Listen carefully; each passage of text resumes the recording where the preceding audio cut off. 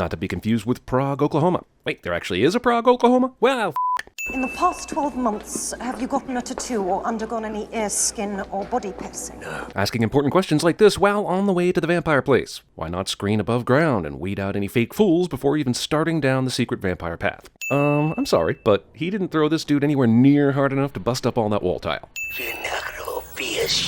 I bit a chick's neck and have bloody teeth and am in every way imaginable a vampire. But just FYI, I hate vampires. I know he's a genetically mutated something or other, but still. Oh, I see. He's an alien from Aliens, with tentacles coming out of his mouth instead of a bitey face. What? Also, that's not how creeper mouths work later in the movie, or even earlier now that I think about it. But since it would ruin the dramatic reveal later in the movie if it were done correctly here, they're probably hoping we'll forgive them. But we won't. Forget what you think you know. Forget what you think you know, cliché. My name is Blade. Narration. I was born half human, half vampire. They call me the Daywalker. Previously on Blade. I have all their strengths, none of their weaknesses. And yet there are still a ton of them, almost as though I haven't been doing my job.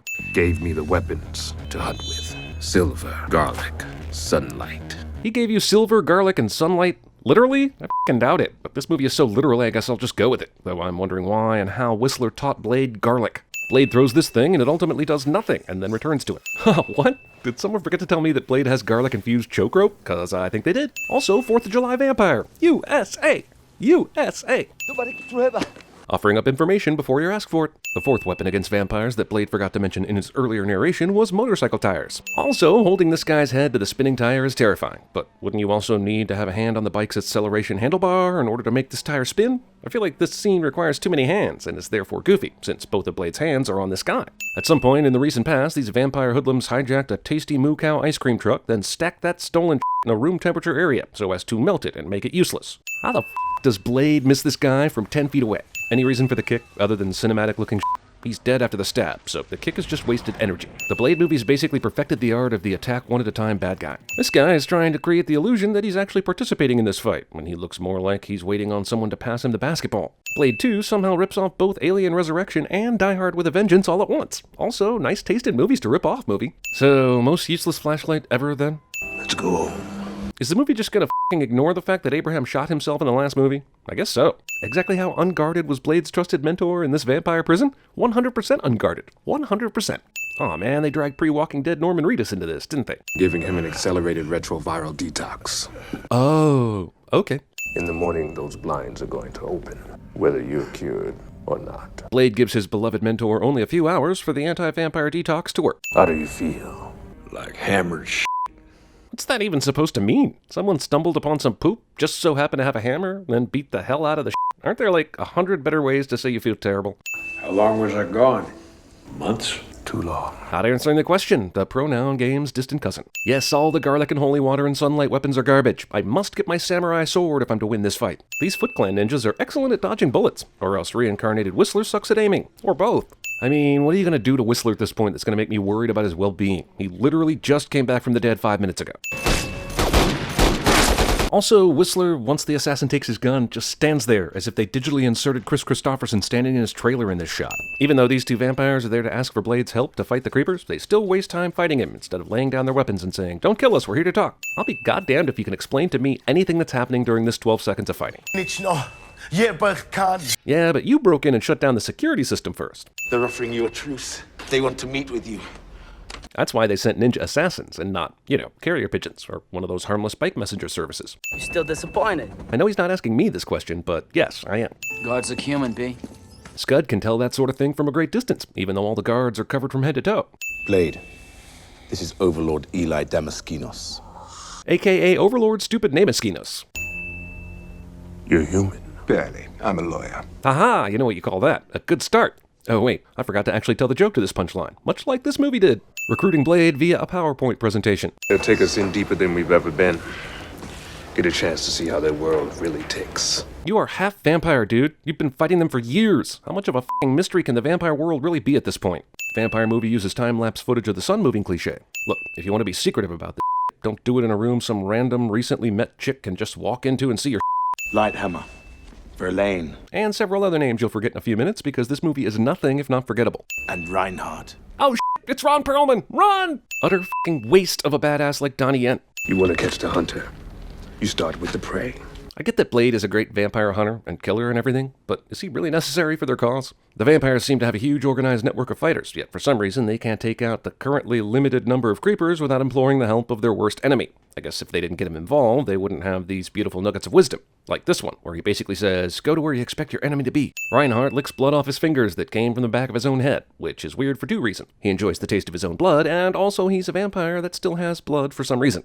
One punch with this, you blow your target up like a balloon. We couldn't fit this into a bullet, so he made it into a glove. Also, the discount Q is explaining his weapons on the fly, on the job during a fight. Sniper Buddy is basically useless once they go underground, right? The director and set decorator had an obvious disagreement over the definition of enough graffiti. This is like the Steve Martin from SNL's Medieval Barber Sketch Hall of Fame. Blade franchise challenges Matrix franchise for a record of most club scenes in the first 25 minutes of each movie in a franchise record. How are any of these f***ing assholes having fun on a dance floor so packed that sardine cans look down on it? Whatever the f*** this is. Somehow, in this crowded dance club, both these assholes were able to zero in on their intended target without any writhing, sweaty dancers getting in the way. Like the first movie, this vampire club is just a death machine. Tell me, at what point do people stop going to vampire clubs?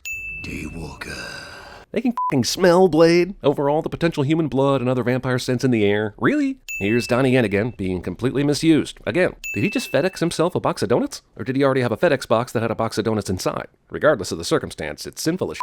Goddamn, these are the most obvious eyesore surveillance cameras ever deployed in a movie. Even on a dance floor this crowded, I'm not sure this obvious vampire could blend in for even 3 seconds. But here he is, blending in and being unnoticed by the hyper-alert security here and attacking Hellboy. That guy's got one of the guns full of blanks from Die Hard 2. That's the only explanation for how he doesn't hit this vampire right here. Silver don't do jack shit, man. I'm glad we know that after wasting hundreds of rounds. Yes, this will hurt the vampire attached to the front of your vehicle, but it won't kill him. And it should hurt you, the driver, as much as it hurts the vampire holding on to the outside of this RV.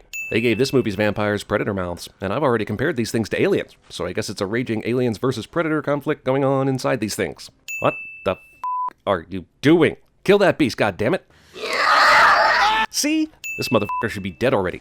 I'm sorry. Also, it's kind of amazing how much this movie vampire gig resembles his eventual TV gig, no? Constantly escaping the undead? I mean, this is basically a Daryl from The Walking Dead audition tape here. Why don't you just travel everywhere with these UV lights turned on? Homeboy's girlfriend doesn't check his body and notice the giant f***ing bite mark on his neck. You and I, we have the same enemy. Having the same conversation we had less than 10 minutes ago. Blade will now go fisticuffs with this vampire instead of drawing his sword and ending the bastard instantly. Sunlight ex machina, which I imagine is how most of Blade's battles end, at least the ones that take place near dawn. Why didn't you tell me these things were immune to silver and garlic? I didn't know. This movie has f***ed with the common vampire lore long enough. I say no thank you, sir, to mutated vampires that are immune to all classic vampire weapons. No. No! Also, did they try to do anything about the creepers before they called Blade? You'd think this would be something they'd discover pretty quickly. She requests a tooth ooze to be squeezed onto her gloved finger, and it's done, but still, that could have been acid so easily. Requesting an on-glove sample and sniffing it is potentially lethal, except for this chick here, who's probably Zeus's daughter or some Neurotoxin. Goddamn, you figured that out fast. And by sight and smell? Creepers are also filled with caramel. The heart is encased in bone. And he has a stomach vagina. You're about one cunt hair away from hillbilly heaven. That's several thingsist. The only difference between us is that I made peace with what I am a long time ago. And also, he's a rare daywalker, and you're just a vampire, but whatever. Next thing I know, Janet and Chrissy start tearing chunks out of my stomach. Blade shows up. Yeah, luckily, considering you're ultimately a mole for the vampire dude. I mean, the plan was to place a mole through vampire attack and hope Blade stopped it. That's the stupidest plan ever. This is the second or third obvious Powerpuff Girl shot in this movie, and I'm over here like, what the f***? Thankfully for this montage, all these assholes were testing out gear and equipment at the same time, and side by side. Browns and suck puppies nut juice. Well, when you put it like that. No, I'm a lover, not a fighter. 40% of Scud's dialogue was pulled from a book of cliches. Why did we decide to split everyone up again? Well, yeah, she defeated her foe, but she also killed herself here, so why did she do this again? They've overwhelmed this asshole, so how much you want to bet 70-year-old Whistler still somehow escapes this scenario? Corpse stomping. The truth, old man. Important exposition we're not allowed to hear. A vampire in a vampire movie courageously lets someone they care about drink their blood in order to save that person cliché. Blade is taken out like a bitch, presumably because he was so distracted by his love for this discount Trinity chick. I could have a heart attack and die if not surprised that this guy is a double-crosser. I know he's rambling about combining vampire DNA, but these visuals could easily be a commercial for vampire cologne. I've been on to you since they turned you. Why would you let somebody like that work for you? You let all sorts of bad stuff happen to set up a double cross, but did nothing to actually prevent it. We're going to harvest your blood. Every drop of it. Well, he's unconscious, so who are you talking to? But regardless, this is telling the hero your entire plan before killing them cliché anyway. Now this might hurt a bit. The person in charge of harvesting Blade's organs is the lawyer? Who do you think God really favors in the web? The spider or the fly? God? Favors? The f*** are you actually talking about? God doesn't have time for common spider-fly battles. He's too busy writing American legislation. But fortunately for us, he doesn't know this location. Now he does. Instead of letting this be a surprise, Blade basically warns the lawyer that Nomak is coming, giving them a moment to prepare. On the plus side, it creates this nice segue. I know the bullets don't really matter to Nomak, but as far as I can tell, none of these guys hit him with a single bullet as he ran right towards them. Blade told Nomak where this facility was, because why? He knew he'd need Nomak's help to defeat all the bad guys? He knew he'd be tased and taken here? He knew too fucking much, is my point? Vent's not only big enough for a human to crawl through, but big enough for a fucking crippled Whistler to crawl through with tons of extra breathing room. Nomak has apparently taken his sweet time and fed on all these soldiers. He'll never enter here. He has a lot of faith in the few bodyguards that Nomak hasn't killed yet. Thankfully for Blade's speedy recovery, the bad guys had a pool of blood in their underground compound that healed him. Phew, I was worried. Which is weird because I've seen Blade Trinity. Also, he shot Blade into a pool of blood and is walking away from him, as though he did a good thing that ended the movie. I may never have seen Ron Perlman behave so stupidly. A literal pool of literal blood would not run off like water on this dude's face. He'd be 2/3 blood red. But movie that is all about blood has no time for actual blood physics, damn you. Good timing guards have good timing. Blade is only all-powerful because no group of foes ever attack him more than one guy at a time. Legit WWE move in a supposedly serious action film. Hey, kid. God damn it. As usual, vampire battles come down to punching. So it comes down to Nomak, super vampire of nebulous powers, versus Blade, super vampire of nebulous powers. Great. Awesome. Way too many minutes of a fight scene I can barely follow or comprehend, even though its outcome is certain. Blade takes her up to the roof to die, viewing the sunlight. But why not dip her in the magic blood pool that healed you? These movies have shown us so many resurrections, it's kind of hilarious they now want us to be sad over a chick's death.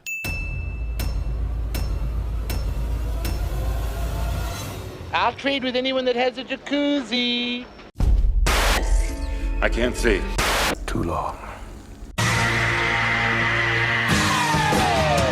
I'm my Coney Island babe. I'm one with the force is with me. Papa's got a brand new bag. I get it! You have a lot of guns! And a knife.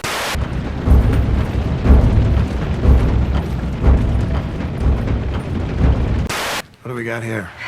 The victim's penis was found behind the AC unit. Ouch. Can you say Dixicle? This is the end.